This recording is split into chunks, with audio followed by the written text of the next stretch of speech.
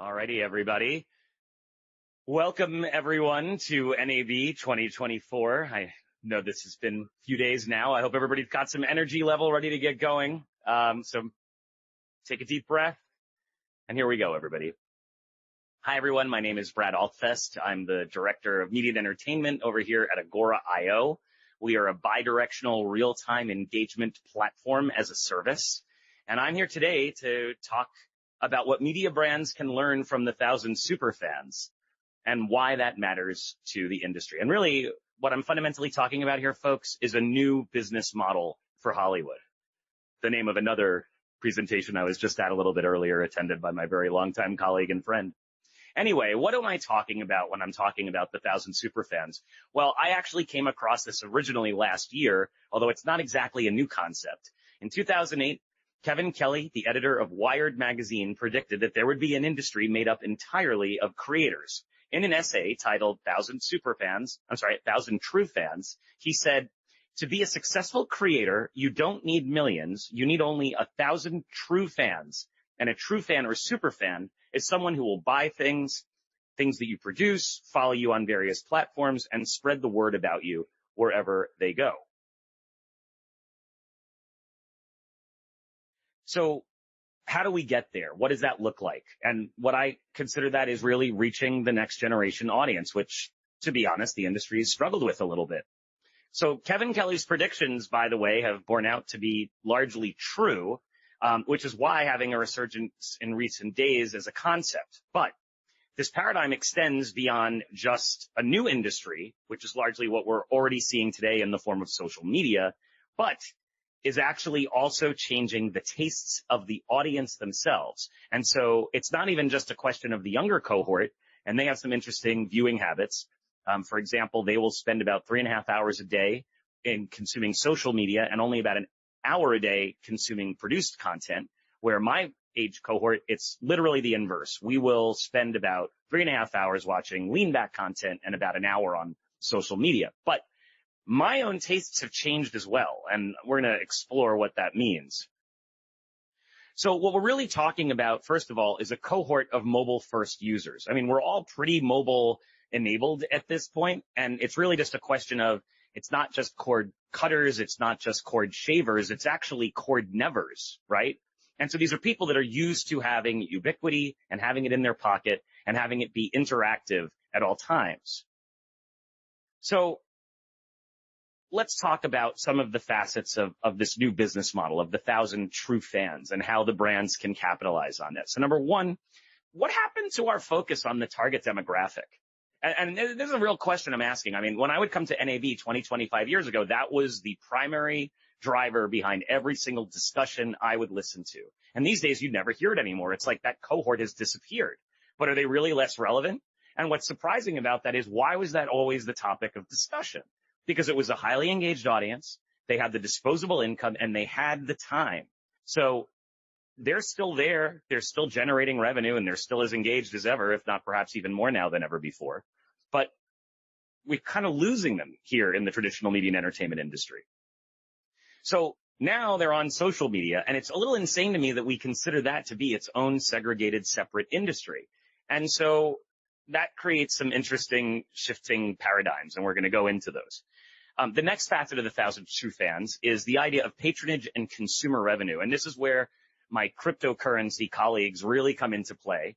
You know, I was kind of like, crypto and like it's a license thing, and I didn't like really wrap my head around it until a panel discussion I listened to last year.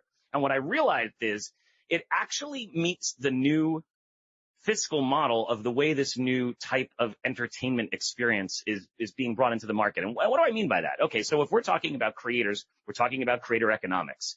And so that could be a microtransaction. For example, a 10-cent clap each time you like a band that's in an application. That's, by the way, a real-world example of ours.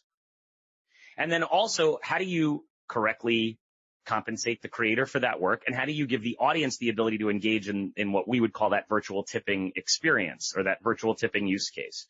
So that's a second change. The third change, the tastes of the audience itself. Now I have a couple slides where I'm going to talk about what I'm referring to both as real world examples today and what I think some of those next generation examples can look like. Number 4, industry innovation. And this is one of the ones that I'm really very surprised by. Feels like the industry has lost its way a little on the innovation front. So the thing everyone's talking about these days is fast, and there's certainly a place for it. But we're literally talking about the most direct representation of the traditional broadcast model being done digitally. So what's really different about that? You're just kind of changing the distribution mechanism, but the model is the same. And if you look at the engagement numbers among the younger cohort, we're just not seeing that. And by the way, that also precludes you by and large from reaching a truly international audience. And I'll go into what I mean by that as well. And then finally, the influencer and the super fan themselves commentating and creating together. And what do I mean by that really is this is what folks are already doing, but they're doing it off of your platform, outside of your brand, and they're doing it with your IP. Folks, you are giving so much away and you don't even realize it yet. So the way that typical media and entertainment companies are using social media today is kind of interesting. They will take their IP, whether it's a clip, it's a behind the scene, it's a special piece of content, whatever it is, even full episodes, they will distribute it out to the eyeballs on the destination social media platforms. By the way, they have no visibility into this, but then they hope that some subset of that audience will come back into their platform and continue to consume, watch their content, be in their application, be on their website. Maybe. We don't know, because you've also given up your first-party data by having that content be consumed off of your own platform. So what I would propose is starting to make the social media experience ubiquitous. And there have been some attempts to do this, talks about like the open standards for social media, right? Being able to download your data. Even more importantly, why do I have to post the same photo with the same comment to 5, 6, 7, 8 different social media pools, right? Shouldn't I be able to publish once and write many? Well, that's what open standards would help us do. And what I'm really talking about is what I call the real-time engagement layer. And so by doing that, you still are distributing out through the social media networks, and you're showing them not only your content, but you're also showing them your user interaction that's occurring on your platform, the way they're commenting, the way they're liking, the way they're talking to each other. Maybe we go into a fanboy room and we geek out over, which Star Trek series has the best prosthetics for the Romulans, right?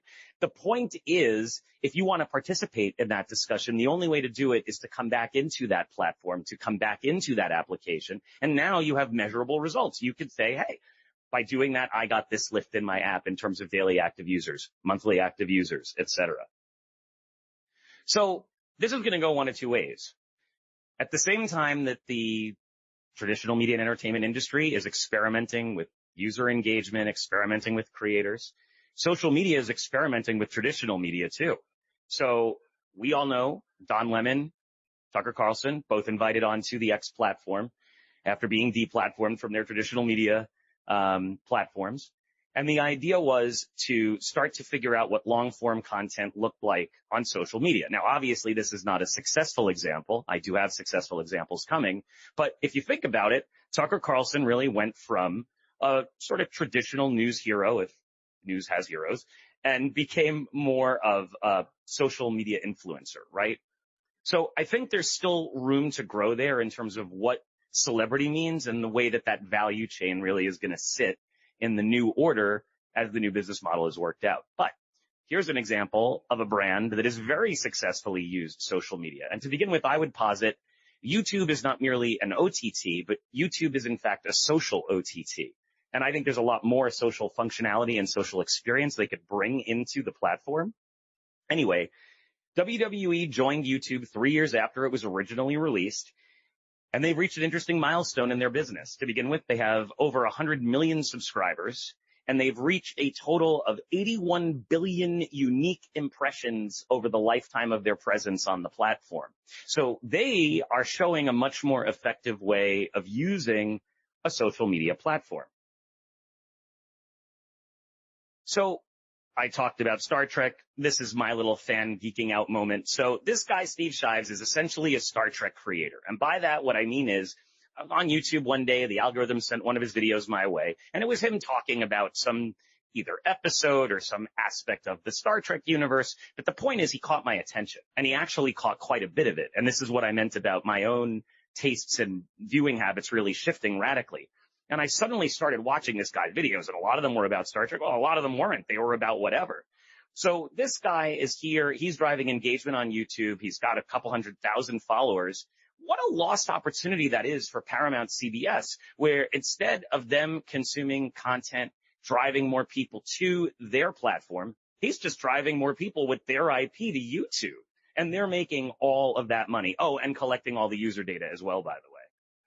So wouldn't it be amazing if the owner of the IP could create that platform space for that creator to come in and bring people like me in? Because at the end of the day, how many times have I visited StarTrek.com this year? 3 times and spent cumulatively maybe 5 minutes. I have literally spent hours with Steve Shives. So let's talk about the Gen Z cohort. And in particular, I'm going to talk about them in the context of sports. Why?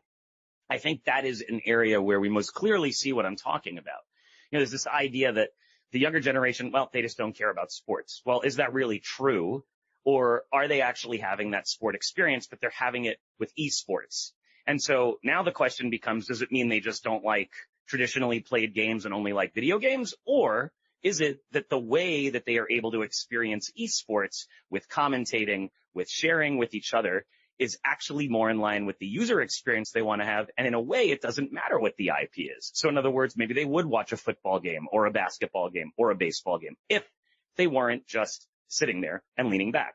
And by the way, again, talking about changing tastes, I was having a conversation with a member of the press, Fred Dawson. He's actually going to be giving a talk on interactivity and real time tomorrow, very same bat space, I think, and very same bat time. Well, actually, it's 11 o'clock in the morning. But the point is, he had made the point to me that he no longer will even sit and watch an entire game unless it's something that he's super, super engaged in, like a playoff or a championship or something like that. So, you know, all of us have changed our tolerances for how much time and patience we have and what will keep us engaged.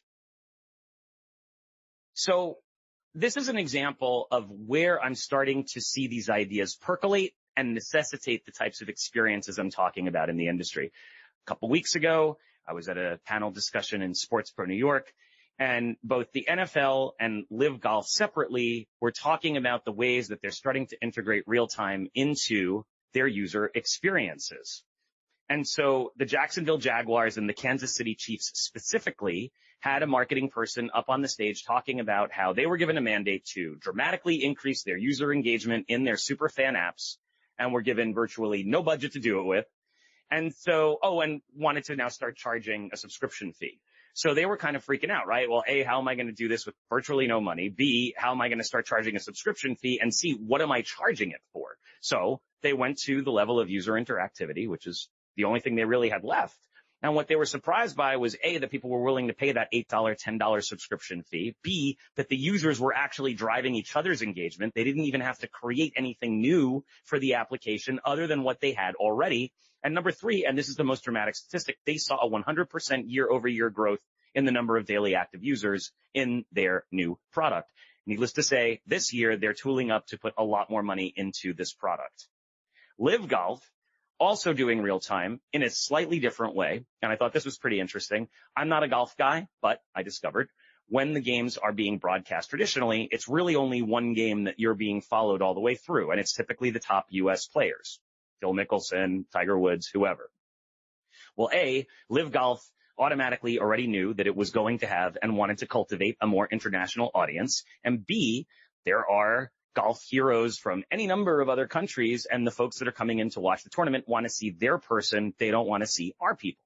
So what they were able to do was offer real-time video streams and show folks sort of in a choose-your-own-adventure like fashion exactly what they wanted to see. And what's interesting to me is walking around the show, I am seeing more and more multi-camera feed, multi-event type of user interface experiences being shown. And throughout the chain, right? Players that can do it, streamers that can do it, devices that can keep them in sync, etc. So going back to the idea of sports and targeting Gen Z, it's been interesting to watch the way the NFL in particular has been trying to cultivate that audience. So a couple years ago, they were having things like the Muppets sing the national anthem, and that was cute. And the idea was, hey, like, let's bring in the Muppet fan audience, get them engaged that way, and maybe they'll stick around for the ball game. And it worked to some extent, but perhaps not as well as they would have liked it to. So there's other things they've done. For example, Slime Time. So this is where they take the actual games and they do things like they put in digital sliming and stuff like that.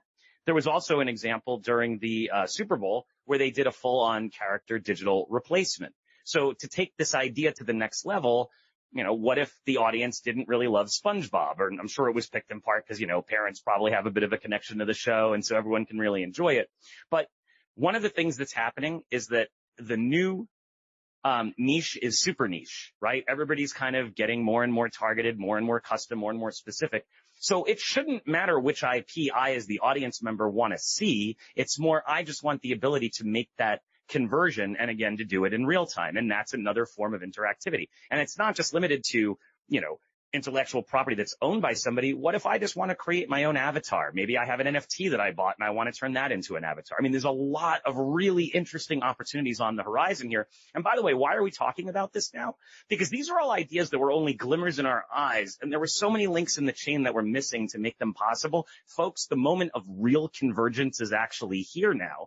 So it's not a question of, do we have the ability to do it anymore? It's a question of who's going to do it first and who's going to be risk averse. And I would like to see our industry take the lead on the innovation front once again. So obviously, the other scenario that I'm seeing come from the sports world in particular is indeed the commentating use case. The idea is franchises have multiple different superfans. They also have multiple different creators. And it could be anything. It could be a former player. It could be a former coach. It could be the hobbyist who just happens to know the team and be a stats nerd and correctly predicted the last 10 game results, right? So those are all folks that people want to hear from. They have their own following, and there's so many creative things they could do. What if this, right now, sports events kind of tentpole, right? You come in for the game, you watch the game, you get advertised to during the game. You kind of leave either towards the end or at the end. Well, what if the lead-in could be like a virtual tailgate party in the parking lot where you have some super creators from the community go out there and talk to people, sample the hot dogs, whatever. Same thing after the game. You could basically do a post-game hanging out outside the locker room waiting for your favorite guy to come out, and you're the influencer that's like the super fan, and you have an interaction and everyone enjoys it. A lot of opportunities here. And obviously, new opportunities for monetization beyond just advertising, beyond just subscription, although both are critically important. But also you see here, we have live shopping. You also see here we have live text chat. I mean, there's just so many different things that could be done. So to take that super fan idea and apply it to non-sports content, going back to Star Trek again, I mean, this is just such a natural pair to this franchise. Why? Number one, it's a universe where people already today go to conventions. That also means there is a complete bench of actors, writers, producers, directors, costume people, everybody that were part of the franchise over the many decades it's been around. And they are making money already on their fan engagement by going around the world doing cruises. Well, what if there's a new opportunity for them to have more of a direct relationship with their super fans? Sell them their, Funko Pop doll, whatever it is, right? But the point is, it's like a live Star Trek convention 24/7, 365 virtually. So one of the concerns I hear from my potential prospects and customers is brand safety. Again, the tools are out there. There are moderation tools. They could do everything from detecting banned words, detecting bullying, detecting harassment. And the call to action that they instantiate, it's up to you. Do you just cut the person's mic and camera off? Do you actually bring a moderation team into the experience? And there are other ways you can socially corral people as well to help keep the content brand safe. One thing we know in co-watching parties, folks tend to prefer to do that with people they know, friends, family, etc. That kind of changes the bar in terms of what's acceptable, right? If you and your buddies kind of curse like a drunken sailor over a football game and you're all in the room with each other and that's it. No, I mean, that's like seeing it in your living room at home, right? And at the same time, because we already have that tooling to do things like transcriptions, and of course that could include things like on-screen captions, on-screen real-time translation, again, trying to extend to an international audience. It could also be used for more sophisticated ways to understand your own engagement, and that's everything from sending the final transcript to an AI engine to determine, what seemed to get the most people excited, what seemed to get them the most engaged, what got them to pay the most amount of money. It could also be used for simple things like auto-tagging the live events as they're unfolding. We all may be in a room talking about cryptocurrency, but what if we're talking about a very specific token that's coming out and everyone's super excited about it? We didn't go into that room planning that, but now that's the actual subject that's been auto-generated as a tag. So there's a lot of different ways that we can use the technology. And then finally, I'm going to wrap it up very shortly. We have the different components that make up the experience from a technical perspective, just to illustrate how we get there. So it's everything from broadcasting the primary video feed and keeping it in sync with all of the other people. And so the reason I like sports betting as an example is because of just how temporally related the experience is, right? You want that transaction when you're hitting the button to be fairly reflective of the real-time event. And what if you're having an enhanced experience? And so by that, what I mean is maybe I paid to get guidance from that team superhero that correctly predicted the last 10 games, or maybe I'm getting guidance from somebody that's a sports gambling expert. The point is, his commentary is as critical to the real time as your own ability to press that button and to make the bet.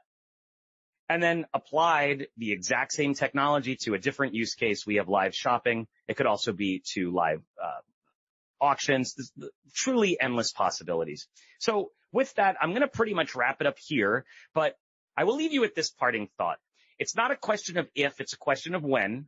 It's not going to replace the traditional industry entirely, just as radio is still here, just as newspapers are still here, but it's going to augment, it's going to converge. And so the real question I think we need to ask is, are we going to cede that ground purely to the social networks, or are we going to start to deploy social interactivity and social experiences into our mainstream media content experience? And I would suggest that that's where we should be going. Anyway, thank you everybody for your time. I really appreciate it.